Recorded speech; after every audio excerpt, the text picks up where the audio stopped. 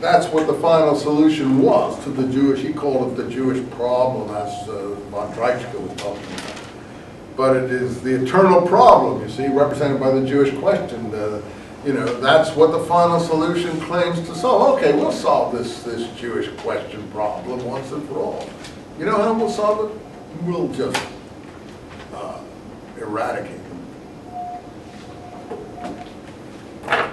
Stirs men today as it did, so he's aware that the question is in the air because of the immigration, because of the movement of populations, something what we're experiencing now, not against Jews. I don't think that anti-Semitism is really the key issue of the day, you know, because the Jews have already been basically reduced to hardly threatening state of being, except in the Middle East, minor Middle East.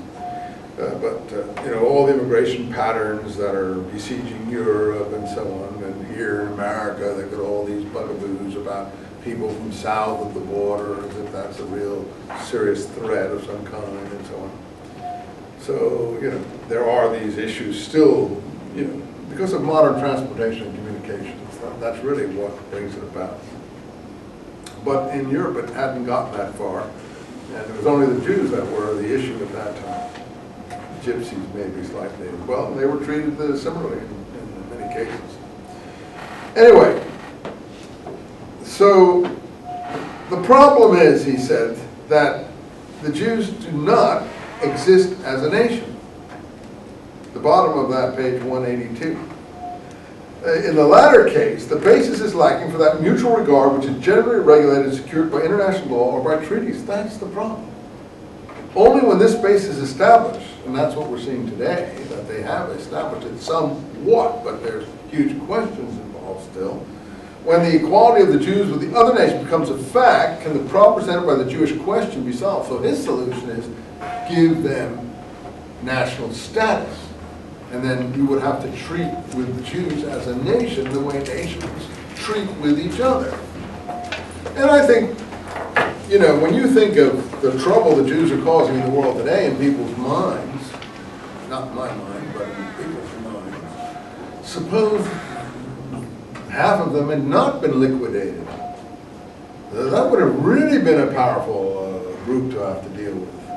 And, you know, I think if things had gotten moving faster and on their own, and we didn't have the dead end that he's speaking about of rabbinism and assimilation of people opposing this and so on, I think the Jews could have really got moving much quicker and could have actually succeeded to some extent in avoiding the Holocaust.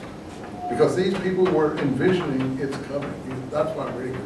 They see it coming.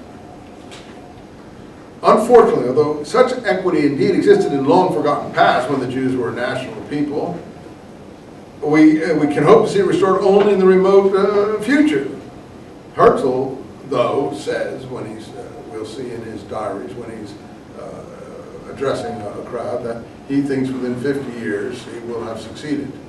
And if you count the day in 1897 that he wrote that, 50 years from 1897 was 1947, exactly when the Jewish state was revived by the United Nations. So he was pretty, also pretty prescient in thinking it could be solved.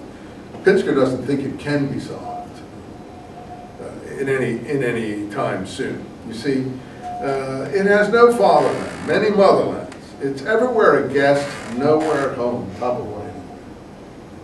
The nation never have to deal with the Jewish nation. Only Jews. Yeah, I think that's really incredible. See, he's saying, going to say, we can't wait for the people to emancipate us. We're not Mendelssohn. We have to, and I think this is a good lesson for the Afro-Americans, too. We can't wait for emancipation. We have to emancipate ourselves.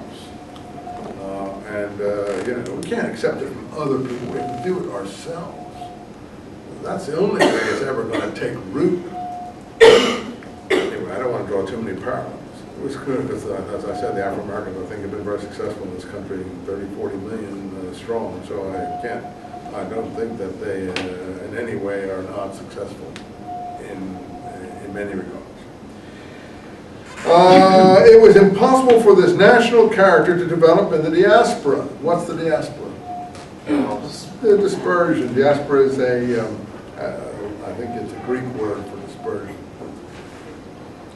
The strongest factor at the bottom of that page, 183, operating to prevent the Jews from striving after an independent national existence is the fact they don't feel the need for such an existence. Oh, that's so true. If you'd been around in the 1940s, I mean, I was young then, but I could still feel this. You never felt anyone feeling that they needed an independent national existence. It was like rare. Even though this horrible things were going on. You know, I never met anyone. I went to school with people when I was a young boy and so on. I never met anyone who felt this need. And it's the fact that they do not feel the need for such an existence. And they deny the reasonableness of it. That's the problem, he says. In a sick man, the absence of desire for food and drink is a serious symptom. He's a medical person, he uses medical imagery. It's not always possible to cure him of this loss of appetite, and even if his appetite could be restored, it's still a question whether he'll be able to digest the food even if he desires it. So he uses his medical terminology. And so then he says, at the bottom of 183, top of 184, we must prove that the misfortunes of the Jews are due above all to their lack of desire for national existence. So he terms it differently. He says that you have basically dead man walking. You know, the symptom that you have here, I think he's right there. You see, you wouldn't have anti-Semitism so easily if people just didn't have to deal with individual Jews. Oh, he's a moneylender. Oh, he's a slum landlord. Oh, he cheated me in his shop, etc., etc., etc., etc. So then you can always whip up, you know, that doesn't mean that Scots people don't cheat people, or other people, Asian people don't cheat people, and so on and so forth. But you gotta say, oh, the Jewish guy, you know, he did this, that, and the other thing to me. So you can, you know, you can label people, pigeonhole them, you know, in this manner. And I think he's right. That's a very intelligent statement. The fact that you can, that, you know, you don't have to deal with them as a nation, with all the goods and bads of the nations. So this, above all, is due to the lack of desire for national independence, and this desire must be aroused and maintained if they do not wish forever to be in this disgraced state, in this low, horrific state where then the Germans say, oh, we don't want these disgusting Jews to come into Germany, they're too low and vile, and so on and so forth. Or we can get the Mel Gibson sort of approach, you know, ooh, look at them, you know, and so on and so forth. And we can say, oh yeah, that's how I feel, you know, disgusting.